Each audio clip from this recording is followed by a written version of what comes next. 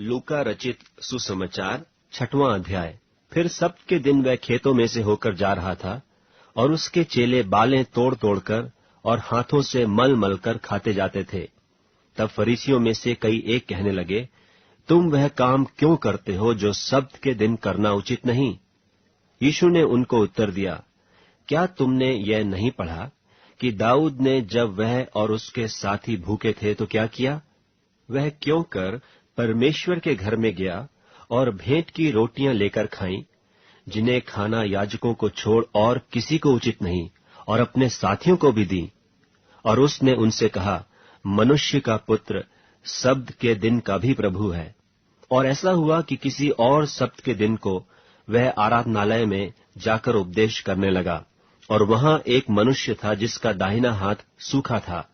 शास्त्री और फरीसी उस पर दोष लगाने का अवसर पाने के लिए उसकी ताक में थे कि देखें कि वह सब्त के दिन चंगा करता है कि नहीं।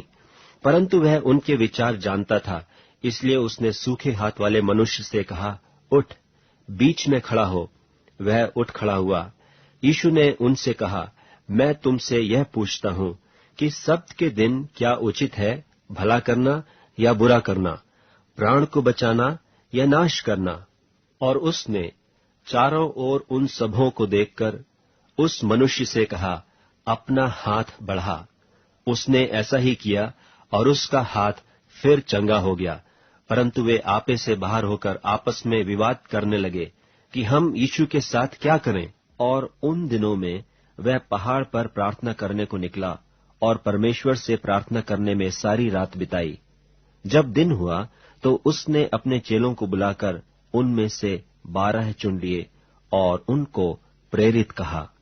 और वे ये हैं, शमौन, जिसका नाम उसने पतरस भी रखा, और उसका भाई अंद्रियास, और याकूब और यूहन्ना, और फिलिप्पुस और बरतुल्मै, और मत्ती और थोमा, और हल्फई का पुत्र याकूब, और शमौन जो जेलोतेस कहलाता है, और याकूब का बेटा यहूदा, और यहूदा इस्करियोती जो उसका पकड़वाने वाला बना। तब वह उनके साथ उतरकर चौरस जगह में खड़ा हुआ, और उसके चेलों की बड़ी भीड़ और सारे यहूदिया और यरूशलेम और सूर और सैदा के समुद्र के किनारे से बहुतेरे लोग जो उसकी सुनने और अपनी बीमारियों से चंगा होने के लिए उसके पास आए थे, वहां थे। और अशुद्ध आत्माओं के सताए हुए लोग भी अच्छे किए जाते थे, और सब उससे छूना चाहते थे, क्योंकि उसमें से सामर्थ निकलकर सबको चंगा करती थी। तब उसने अपने चेलों की ओर देखकर कहा, धन्य हो तुम जो दीन हो, क्योंकि परमेश्वर का राज्य तुम्हारा है। धन्य हो तुम जो अब भूखे हो, क्योंकि तृप्त किए जाओगे। धन्य हो तुम जो अब रोते हो, क्योंकि हंसोगे।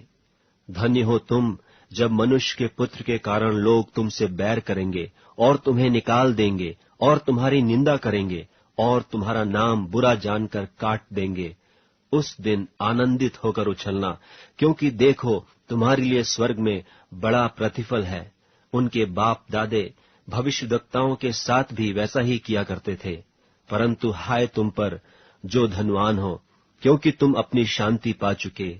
हाय तुम पर जो अब तृप्त हो, क्योंकि भूखे होगे। हाय तुम पर जो अब हंसते हो, क्योंकि शोक करोगे और रोओगे।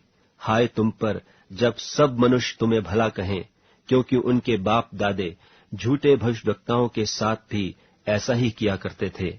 परंतु मैं तुम सुनने वालों से कहता हूं कि अपने शत्रुओं से प्रेम रखो, जो तुमसे बैर करें उनका भला करो, जो तुम्हें श्राप दे उनको आशीष दो, जो तुम्हारा अपमान करें उनके लिए प्रार्थना करो, जो तेरे एक गाल पर थप्पड़ मारे उसकी ओर दूसरा भी फेर दे, और जो तेरी दोहर छीन ले उसको कुर्ता लेने से भी न रोक। जो कोई तुझसे मांगे उससे दे, और जो तेरी वस्तु छीन ले उससे न मांग। और जैसा तुम चाहते हो कि लोग तुम्हारे साथ करें, तुम भी उनके साथ वैसा ही करो। यदि तुम अपने प्रेम रखने वालों के साथ प्रेम रखो तो तुम्हारी क्या बड़ाई, क्योंकि पापी भी अपने प्रेम रखने वालों के साथ प्रेम रखते हैं।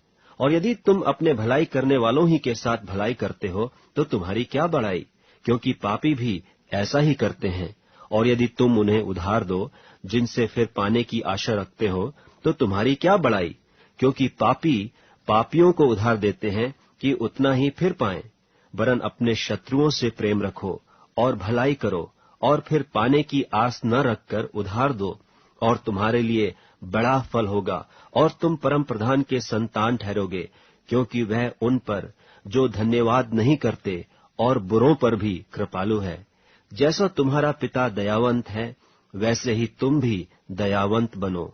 दोष मत लगाओ, तो तुम पर भी दोष नहीं लगाया जाएगा। दोषी न ठहराओ, तो तुम भी दोषी नहीं ठहराए जाओगे। क्षमा करो, तो तुम्हारी भी क्षमा की जाएगी। दिया करो, तो तुम्हें भी दिया जाएगा।